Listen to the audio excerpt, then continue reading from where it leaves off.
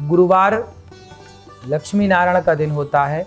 इस दिन लक्ष्मी नारायण का एक साथ पूजन करने से जीवन में समृद्धि बढ़ती है। आप इस दिन लक्ष्मी नारायण का एक साथ पूजा करें, जिससे आपके जीवन में पति पत्नी के संबंध भी मजबूत होंगे, धन धान्य की वृद्धि भी होगी और दूरियां भी समाप्त होंगी। जन्म कुंडली में गुरु ग्रह के प्रबल होने से सफलताएं मिलती हैं, रास्ते आसानी से खुलते हैं।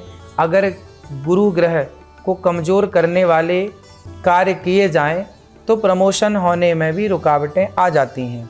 गुरुवार को गुरु ग्रह को कमज़ोर किए जाने वाले काम करने से धन की वृद्धि भी रुक जाती है। बात करेंगे आज के पंचांग की। आज 28 नवंबर गुरुवार, चित्र नक्षत्र है एवं सौभाग्य योग है। मन शांत के कारण अर्थात मास पूर्ण होने के कारण पक्षों में मासांत दोष होता है। दोष के कारण शुभ मुहूर्त का अभाव हो जाता है, अतः आप अमावस्या तक किसी प्रकार के बहुत बड़े जो शुभ कार्य करने का मन बना रहे हैं अभी ना करें, अमावस्या के बाद करें। शुभ मुहूर्त का भी अभाव है। कहने का मतलब है कि अमावस्या तक कोई भी शुभ मुहूर्त, बहुत अच्छे योग अभी नज़र नहीं आ रहे हैं। आज का विषय बात करेंगे आपके दुश्मन की। आपका दुश्मन पानी पानी हो जाएगा जब आप सरलता और सहजता का परिचय देंगे। कई बार आपकी सास आपकी दुश्मन बन जाती है, कई बार आपकी जेठानी आपकी दुश्मन बन जाती है, कई बार आपके परिजन परिवार के लोग आपके दुश्मन बन जाते हैं। उस हाल में क्या करें? देखिए, सबसे बढ़िया उपाय है किसी को पलटकर जवाब मत दीजिए। कोई आपको कुछ भी कहे, कुछ भी बोले, बस पलटकर जवाब मत दीजिए। यदि आपने पलटकर जवाब नहीं दिया तो भगवान आपके साथ खड़े हैं। कोई आपका कुछ भी करे, करने दो। आप अपने विवेक से अपनी रक्षा करें, लेकिन जवाब ना दें। आप अपने जीवन में चुप रहेंगे, शांत रहेंगे तो सफल होंगे।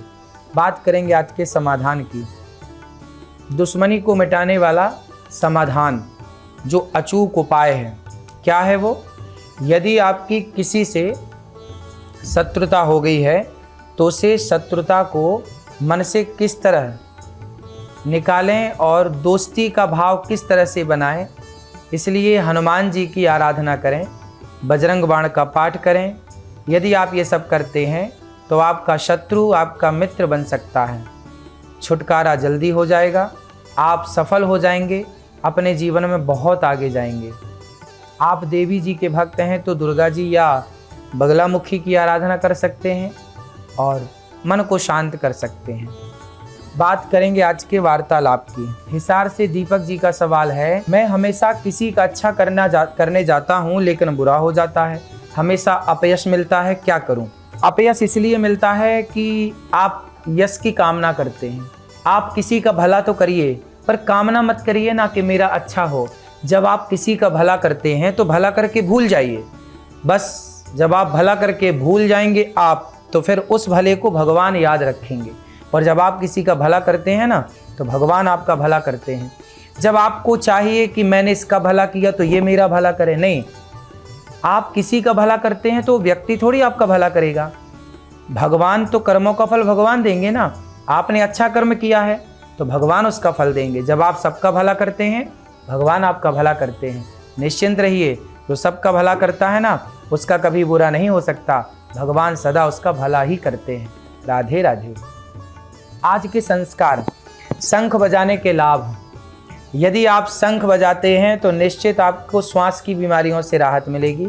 लक्ष्मी जी की कृपा बनी रहती है। यदि आप आर्थिक दिक्कतों से गुजर रहे हैं तो तमाम प्रयासों के बावजूद धन की देवी माँ लक्ष्मी की कृपा नहीं हो पा रही है, तो आप अपने घर में दक्षिणावर्ती शंख को रखें और विधि विधान से स्थापित करें। उसकी प्रतिदिन पूजा करें। मान्यता है कि जिस घर में दक्षिणावर्ती शंख निवास करता है वहाँ लक्ष्मी माँ सदा विराजती हैं। यदि आप दक्षिणावर्ती शंख का विधिवत पूर्व पूजन करेंगे और उसे अपने कार्यस्थल पर, पूजा स्थल पर रखते हैं तो आपको शुभ फल प्राप्त होता है। शंख की पूजा सबको करनी चाहिए, सबके घर पर शंख होना चाहिए। आर्थिक परेशानियों से शंख आपको उबारेगा, ऋण मुक्त शंख करेगा। आप शंख की पूजा करते हैं, ऋण मुक्त रहेंगे। और आपकी आय अच्छी होगी। बुरी लतों से बचिएगा, गलत आदतों से बचिएगा, फिजूल के खर्चों से बचिएगा। शंख की ध्वनि अत्यंत मंगलकारी होती है। मान्यता है कि शंखनाद जिस घर में होता है वहाँ पर किसी प्रकार की नेगेटिविटी, नकारात्मकता का कोई प्रवेश नहीं होता। आयु लंबी होती है, व्यक्ति आरोग्य को प्राप्त होता है। मान्यता है कि शंख को बजाने से फेफड़े मजबूत होते हैं। शंख बजाने में एक प्रकार का पूरा कुंभक रेचक ये योग भी हो जाता है। बात करेंगे आज के गुरु मंत्र की। दुश्मन अगर बहुत परेशान कर रहा है तो हनुमान जी की पूजा करें। आप सुंदरकांड का पाठ करें। सुंदरकांड का पाठ करेंगे तो निश्चित आपको शत्रुओं से तो विजय प्राप्त होगी ही और आपका धन धान्य बढ़ेगा। सुंदरकांड का पाठ करने से आपके शत्रु पराजित हो जाएंगे। राधे राधे। आज के लकी कॉलर हैं सुजानगढ़ से बाबूलाल शर्मा जी का सवाल है, साधु संत और गृहस्थ के जीवन में क्या अंतर है, विस्तार पूर्वक बताएं। देखो, साधु जो साधना में लगा है, संत जिसने अपनी इच्छाओं का अंत कर दिया उसका नाम संत है। संत जो है उसकी इच्छाएं कम हैं, कामनाएं कम हैं, उसने अपनी इच्छाओं को कंट्रोल कर लिया है तो वो पेड़ की छांव में भी खुश हो जाता है, नमक रोटी खाकर भी खुश हो जाता है क्योंकि कोई इच्छाएं नहीं है। जबकि गृहस्थ नाना प्रकार की इच्छाएं रखते हैं, वो इच्छाएं पूरी करते करते करते परेशान रहते हैं। इच्छाएं तो रावण की पूरी ना हो सकी तो आपकी हमारी क्या होंगी। इसलिए ज़रूरतों को पूरी करिए। रोटी, कपड़ा, मकान और शिक्षा ये ज़रूरत है। आप अपनी ज़रूरतें पूरी करिए। इच्छाएं तो रावण पूरी ना कर सका, आप कैसे पूरी करेंगे। यदि इच्छाएं आपकी कम हैं तो आप सदा सुखी रहेंगे। संत इसलिए सुखी हैं क्योंकि इच्छाएं नहीं हैं। ज़रूरत रोटी कपड़ा की है तो चलते फिरते मांग लेते हैं भिक्षाम देही, खा पी के मस्त रहते हैं क्योंकि ज़रूरत ही नहीं है कुछ, इच्छाएं ही नहीं है कुछ। जितनी इच्छाएं, जितनी ज़रूरतें उतनी परेशानी। इसलिए इच्छाओं को कम करिए, आप खुश रहेंगे।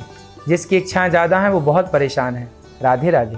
कल का विषय, कल शुक्रवार है यानी माँ लक्ष्मी जी का दिन, तो कल बात करेंगे माता लक्ष्मी जी की और आपके जीवन में कैसे लक्ष्मी माँ की कृपा होगी, धन धान्य कैसे बढ़ेगा। जब आप किसी भूखे को भोजन कराते हैं, प्यासे को पानी पिलाते हैं, गौरी गोपाल आश्रम में जो अखंड माँओं की सेवा चल रही है, अखंड रसोई चल रही है, 290 से अधिक बेसहारा वृद्ध माएँ गौरी गोपाल में रहती हैं। आप भी वृंदावन आएँ, गौरी गोपाल आश्रम आएँ और तमाम सेवाओं से जुड़े रहें। अपना ख्याल रखें।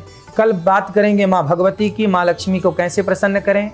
कल फिर महाराज का मंत्र कार्यक्रम से आप जुड़ें, औरों को दिखाएं और आप भी जुड़ें। अपना ख्याल रखें, सुखी रहें, स्वस्थ रहें। राधे राधे।